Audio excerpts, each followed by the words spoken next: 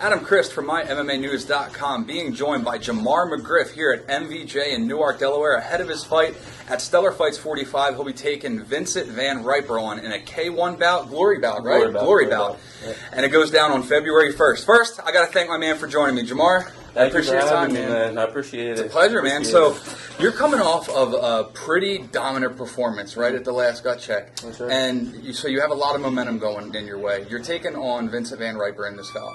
What do you know about him as an opponent? To be honest, I really don't know much, man. I don't even know his stance. I don't know if he's southpaw or right-handed or anything.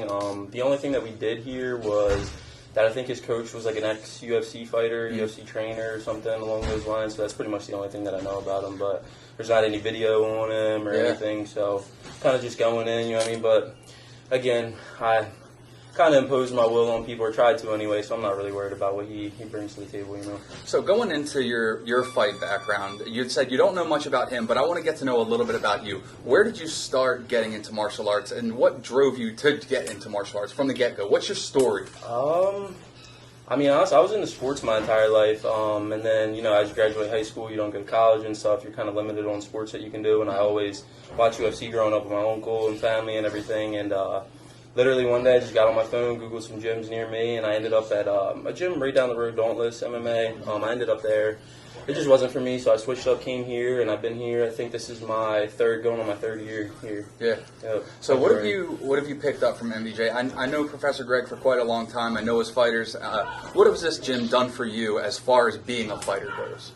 I mean, even outside of being a fighter, my whole mentality has changed. I mean, I have, you know, my own business now. There's a lot of good things going for me. Just, you know, from being in here, I feel like it just molds your mindset to think differently, you know. And as a fighter, focus and fatigue, the mind quits before the body are two sayings that he says all the time that really stuck with me, you know. That's why when we do train, we're getting Bremer to come over here this week, and we do like a whole hour training session, strength and conditioning and stuff, and then I spar after that. So the focus is to tire me out and then to throw me in there and spar. And that way, if I get into a fight, I get tired, you know, it's familiar, you know, territory. So this fight is going to be in the cage, but it is a glory bout.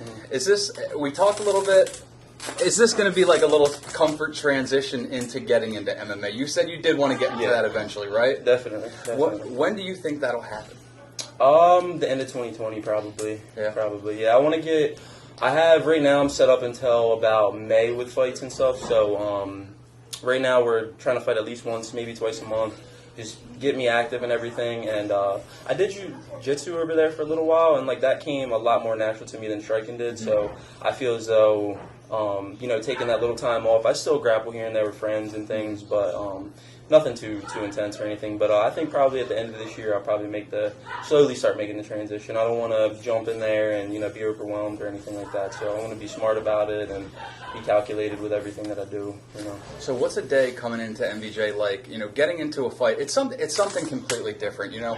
Most people, they have their sports and everything like that, but you're training to get into a fight with somebody else. Whole different background than kicking a goal into a ball, you know what I mean? Yeah, exactly. So what is your daily regimen as far as coming into the gym, training, and getting your work in? How does that go for you? Well, I've been doing a lot of privates, one-on-ones with him. Monday and Wednesdays we do like an hour and a half long private, and then I do my sprints and road work and stuff at nighttime. But typically when it's the 6 to 8 class, I come in, I get my boxing work in from 6 to 7, and then 7 to 8 I get my kickboxing and Muay Thai, clinch work and all that stuff. And then after that, I usually run like 2-3 miles or so on the treadmill. And if I don't do it here, I go to my other gym and, you know, sit in the sauna and stuff. But as far as that, man, like dating back to my very first fight, that's another thing that I feel like this gym's really helped me with. Is like I didn't really, not that I didn't take my first fight serious, but just my nutrition was off. Putting in my road work was off. I would substitute, you know, pad work for road work or sparring for road work and stuff. And like, in my opinion, there's no substitution for running. You know, like that's the base cardio and everything. And I noticed such a difference between my first fight and my last fight, between, you know, my cardio and everything. Like I don't even think I broke a sweat my last fight. It was just from so much running, so much strength and conditioning, cardio, and I just don't ever want to be tired in a fight again, you know. Yeah, and it absolutely showed, especially in the last fight. Like I said, you put it on from Front Street, you know, from the first belt to the last belt, and it didn't look like you got tired in the least. Is that something that you pride yourself going into this fight? Definitely Not going to guess. No. Volume, I can throw volume, I can stand there, we can bang it out, we can do a technical fight, we can exchange kicks, do whatever, you know what I mean? I'm conditioned for all of it. So. And I wanted to talk about, like, speaking of your conditioning, you seem like you're in excellent shape, walking around, everything like that. How much weight do you usually have to tend to cut? When I go to 45, it's usually around like 17 pounds, okay. But I'm doing You're big 50. for 45. Yeah, definitely. Yeah. But this fight's at 50, so I get a little bit of wiggle room. I'm walking around probably about after, training and things, and I go home and I ritual and eat and do all that stuff. You're good, brother. And I go home and eat and do all that stuff. Usually right around 159, 160 ballpark, somewhere right around there. So once fight week comes, I'll have to cut 10 pounds, 11 pounds, something like that, not too much. So going into the bout, what can the fans expect? Because they got a glimpse, especially at the last show, you dominated from bell to the last. What can fans expect this time, man? To be honest, man, like, I'm not trying to sound any type, but that performance, like, when I rewatch it and everything, like, granted, yeah, I was satisfied with the performance and everything, but still, that even isn't me, you know what I mean? Like, I pride myself on my footwork, my movement, my, elusiveness, being able to get in and out, throwing kicks from very, like, strange, situations, like leaning over and throwing kicks and things, and, like I said, man, I was satisfied with my performance, but I was very stagnant in that fight, which is why I'm excited for it to be in the cage, so I can, have a lot more room to move around and display my footwork and my kicks and everything. And my first fight, I threw a lot of kicks and stuff. It was just because of the way that I felt physically, like my diet and rehydration and things. That was my first ever weight cut. I never wrestled or anything, so. But yeah, going into this one, man, I want to actually show, what I'm capable of. That was just a little glimpse, that last fight, you know what I mean? So if it was just a little glimpse and you got the second round TKO, how do you get your hand raised this time, man? Let's get that prediction. Let's get it. The prediction is, I think it's going to be that left head kick.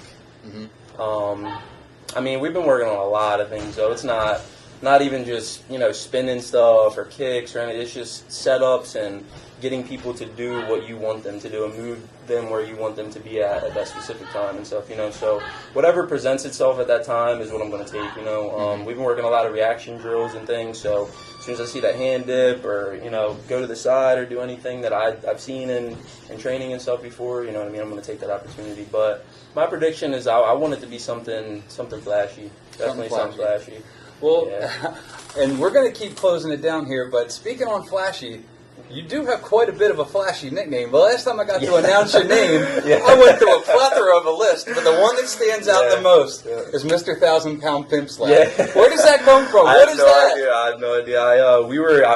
You were just as surprised as I was when that one came out. Honestly, we were back there wrapping hands, and I thought he was just kidding, and then I came out, and you're like, Mr. Too Smooth, Mr. 1,000. I was like, oh, man, he really did it. So, I think the one that's going to stick is, I think it was Mr. Too Smooth or something like that, and I want to display why that should be my nickname in this fight, because, like I said, man, that was just a glimpse, I was very stagnant, I was very definitely going to be in for a treat on this one, We've been working a lot on cardio and being able to, my cardio to keep up with my footwork and everything, because obviously, as you know, you do a lot of footwork, you move around a lot, you gas a lot quicker, Right. So we've been working on, in sparring, just moving a lot of footwork, a lot of in and out, a lot of head movement, but not too much. Right. We don't want to lean down into a kick or anything, so. Right.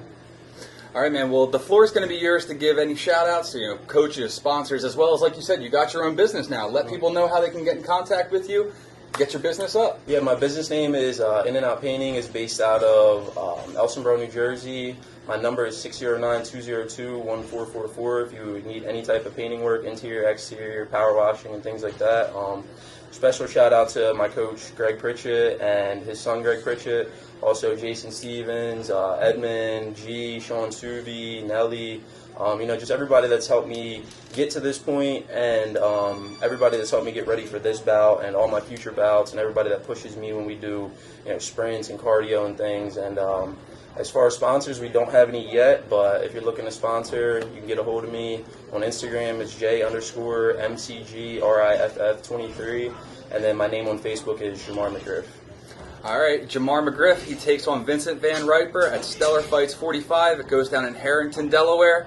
And make sure you keep it locked to MyMMAnews.com for all your fight news needs. Jamar, appreciate your time, brother. Appreciate Best it, of luck. man. Thank you. Appreciate it.